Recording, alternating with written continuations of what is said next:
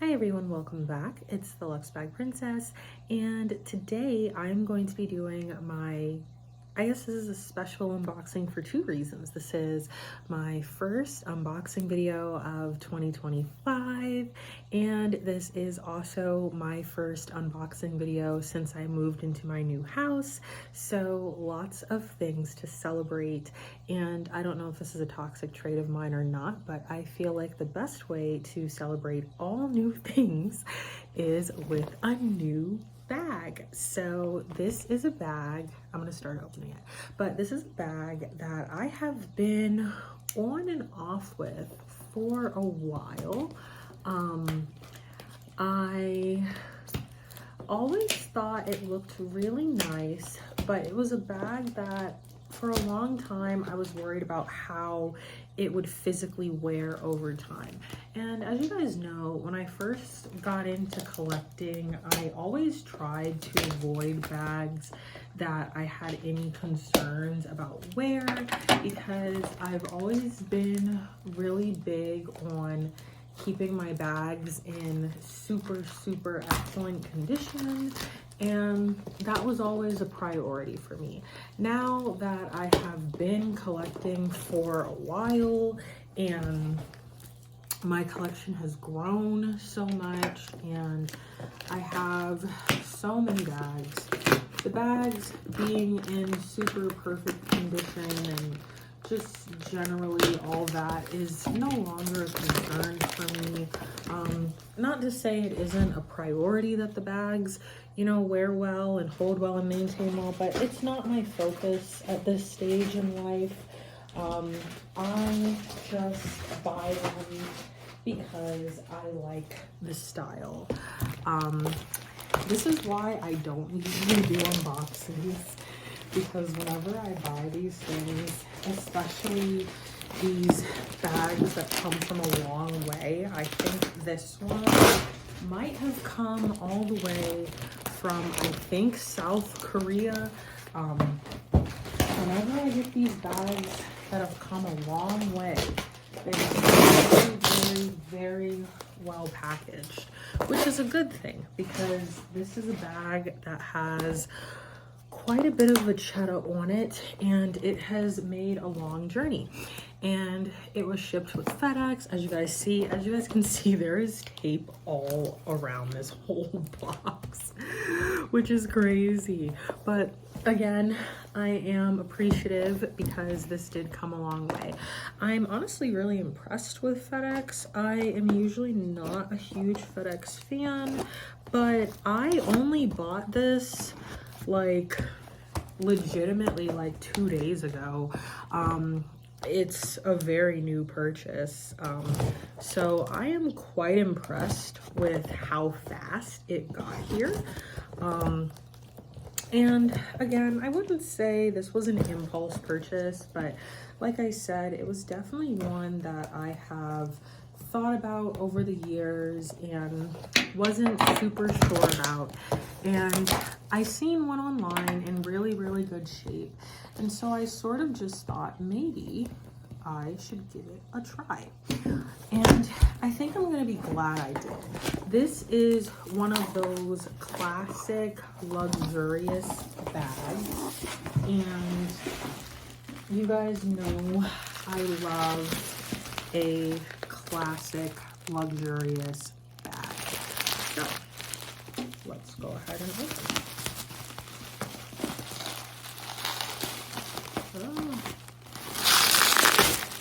Again, I am very pleased with how this was wrapped.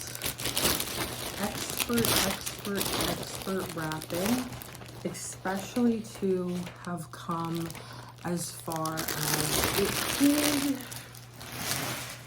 And so here it is in the dust bag. Again, this is a bag I've gone back and forth with on many occasions, and I feel like so many of the bags, you have to kind of see them in person before you know if you really like them or not. And for me, this was one of those where when I saw it online, I didn't think I liked it, but then when I saw it in person, I ended up really liking it. So the bag of today, the first unboxing of 2025 is, oh my God, it's beautiful, is of the Louis Vuitton. Wow, I'm so happy already. The Louis Vuitton Manhattan GM. So again, this is one of those classic 2000 styles that was very, very, very, very popular. All the girlies had it. I was telling Josh when I first picked it out that I call this one a fur coat bag because it's just so luxurious that it really sort of seems like this is the kind of bag that you wear a massive fur coat with. And oh boy, look at the lining. Oh, like guys, this is luxury. The beautiful classic Alcantara. I miss the days when the bags had this really soft, luxurious Alcantara lining. I know everybody's not a huge fan of Alcantara lining because you do have to contend with the whole thing of there being pen marks and stains because it's kind of light. This bag even has some stains, pen stains on the inside from it being kind of light. But that's fine, it doesn't bother me. I personally don't really care about the light interior. I really like the luxury, very high luxury feel of Alcantara, so I don't really mind. The lining being kind of light. So this is the front and I really like it, you guys. It has these two pockets on the front. This is a similar pocket style to what you see on a lot of the denim bags. And you guys know I'm a hardware girl. I love bags that have a lot of hardware. I really hate that this brand does not make you know, like heavy hardware bags anymore. I feel like it kind of takes away again from the luxe feeling. So this one has the two pockets on the front, and it also has this really neat opening where there's a very large buckle also on the front, and it is zippered. And you guys know I'm a zippered bag girly. These pockets are currently stuffed, which is great. And just so you guys can see, they are in fact functional pockets that would be perfect for a small wallet, clay, anything of that sorts. But I always like to debunk which pockets are sort of functional and which pockets aren't, because they aren't all functional. But again, just looking at the front, I mean, look at the sheer amount of hardware on the front of this bag. I love, love, love the amount of hardware that is on the front of the bag. So here is the side of the bag where currently the zippers are located here. And here is the back of the bag where you also have the base of this big strap that comes around the top and to the front and attaches at the bottom. The continuity is beautiful, and I actually really like that they did not continue it all the way down here because that would probably just get dirty. And here is the other side, and I absolutely love and adore this bag. There is very, very, very little wear on it. There's like a few stains like here or there. There's a really small one on the back here. It's like you can probably barely see it on the leather right there. So not a ton of staining, which is good. I'm also really happy with the patina color because again, this is a 2000s bag. The patina on this one is I would say a light honey. It's a light honey patina, which I am very, very happy with. You really cannot want for more than a light honey patina on a bag that is probably either is already 20 years old or is probably very soon to be 20 years old. You really can't ask for more. My biggest concern when buying this bag, because I told you guys I was a little concerned about buying it for a while, was actually over the corners, because this bag has corner wear. So this one that I have thankfully does not appear to have any major corner wear. There's definitely some rubbing on the corners, which is perfectly fine by me, but a lot of the ones that I had seen that belonged to other people, theirs had exposed piping, and I don't do exposed piping. I only have one bag that has exposed piping, and that is my Trevi GM special order in monogram, which if you're interested in seeing it, because it's a very, very, very rare bag. I've only seen 2 others. I have a video on my channel about that one, but that's the only bag I have that has any sort of exposed piping. And you know, I was willing to sort of deal with that for a bag that was that rare, but I would not deal with that on a bag that is, you know, a lot more common. So all in all, I'm very happy. I paid $7.50 for this one, which I think is a very fair price. These retailed over $2K, so they are very expensive, very valuable bags. And I felt like $7.50 was a very, very, very fair price for the condition. I would say in this condition is undoubtedly above average for a bag of this age. I would say usually if you are to find these and see these, you usually will find these kind of around like the 500, 600 range, and they're usually going to be pretty beat up in that range. So I personally thought that one for $7.50 that did not have any major signs of wear, and most importantly had the light patina. Now, you guys know I'm not like super picky when it comes to patina. Some people are. I don't really care if items have patina, but when you have bags that have kind of a big leather centerpiece, that's a big part of the bag, this like big strap here, it is really important, honestly, that the vachetta is kind of in gentle use condition, because the older your vachetta gets and the more patinaed it gets, kind of the more weighed down and like floppy it gets. And so if you do have a bag that has kind of like a central point or a focal point that is vachetta leather, like this big buckle and strap, it is my preference, honestly, that it is kind of stiffer and it's not floppy. Like, you can see how it would be annoying if that strap was just kind of flopping around. So I do prefer stiffer leather. Again, it's not the color, it's the stiffness when the bag has a major leather component.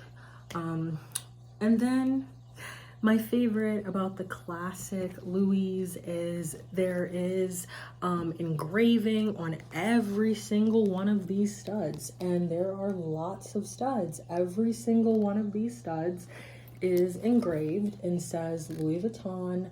The zippers are engraved and say Louis Vuitton.